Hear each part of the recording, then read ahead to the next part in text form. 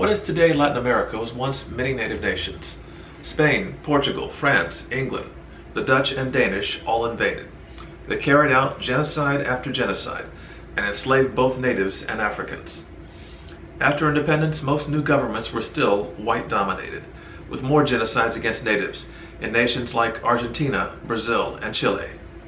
European powers hold on to some territories even today and kept invading to take their colonies back. The United States invaded too, overthrowing or trying to overthrow over 60 governments, the last attempt in the year 2020 in Venezuela. The U.S. also took half of Mexico's land and a tenth of its people, and then Puerto Rico and the Virgin Islands. There's a long history of many Americans fearing and hating Latinos. Latin America's image and reality is often one of instability, poverty, drug cartels, corruption, revolutions, and refugees. But it did not have to be this way. Latin America could remain all or mostly native nations. I spoke about this in detail in the previous series, What If Natives Won? Poverty, white domination, and foreign invasions could have been stopped, prevented, or limited. The U.S. could have been more Latino culturally, with higher numbers of Latinos. The U.S. could have been less racist, less dominating, or the U.S. could be defeated. Some Latin American nations could even become regional or world powers. There is a huge lack of alternate history about Latin America and Latinos. So much alternate history is Europe-centered, mostly because so much history and history teaching is Europe-centered.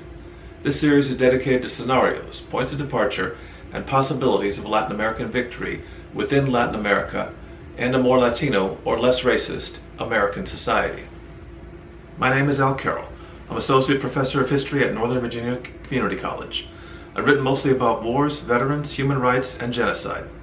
My next history book will be Genocide Denial in America, about the 7 genocides against indigenous people that took place in the U.S. that most people were never taught about, don't know, or deny. I've also written some science fiction, mostly alternate history. One story, Timely Saviors, appeared in a short story collection, The Witness Paradox. I'm also, together with Rob Schmidt of Bluecorn Comics, editing and putting out a short story alternate history collection, What If Natives Won? I've also written a sci-fi alternate history book, The Man in Black, the first of a series.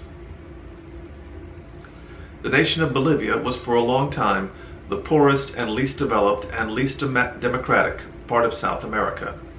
It had the highest number of coups and the highest number of military dictatorships. It was even controlled by drug cartels and literal Nazis for a time in the 1980s.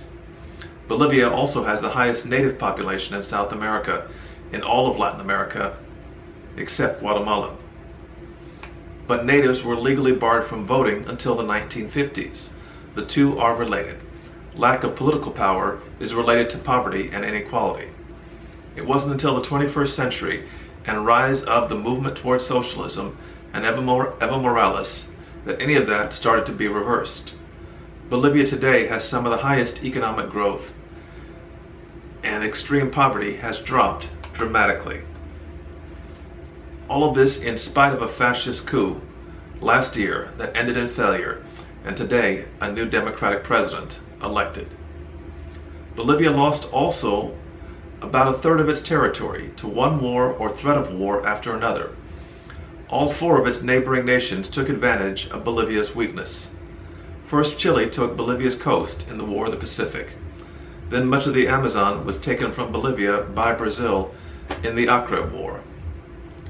Finally, even little Paraguay was able to defeat Bolivia, and Paraguay doubled its own size in the Chaco War. That wartime humiliation was the last straw for many Bolivians. It inspired revolution among both the soldiers and the public. How to prevent this? How to keep a poor, mostly native nation from getting poorer and smaller? The first way is something I've pointed to many times in these videos. Have an independence won by the majority of natives and mestizos, and not dominated by criollos, wanting mostly to hold on to their own power. If Tupac Amaru won his earlier revolt, Bolivia is more united. If it doesn't need Bolivar to liberate it, it is not even called Bolivia. A second way is if the Peru-Bolivia Confederation wins the War of the Confederation.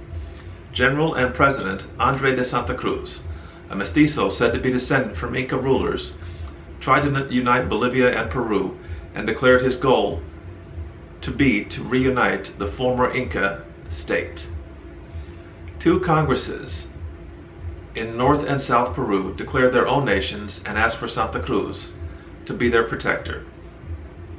Peruvian elites, especially those in Lima, opposed the Confederacy and fled to Chile, and Chile's president and minister José Prieto and Diego Portales declared war. Argentina joined the war. Both Chile and Argentina were at first defeated by Peru-Bolivia. The war was unpopular in Chile. Portales was killed by an officer who called him a dictator. But it was also an unpopular war in Bolivia. Santa Cruz was finally overthrown by rebels, but it was only after first a naval defeat and then one on land. If either battle has been lost by Chile, the war ends with a Peru-Bolivia victory. Gran Colombia was already broken up, and Brazil was too occupied with its own revolts. Peru-Bolivia could last much longer, perhaps to the present. The next war Bolivia lost territory in was the War of the Pacific. Chile declared war versus both Peru and Bolivia over tariffs. Both Peru and Bolivia made the mistake of kicking out tens of thousands of Chileans. They became the largest part of the Chilean army. Peru's white elites also couldn't get the support of its mestizos and natives, and then these white elites collaborated with the Chilean invasion. Without these mistakes, Chile loses the war. There is no loss to Chile of its mineral-rich coast that has 360,000 people today. Both the loss of the mines and the loss of the coast made Bolivia poorer.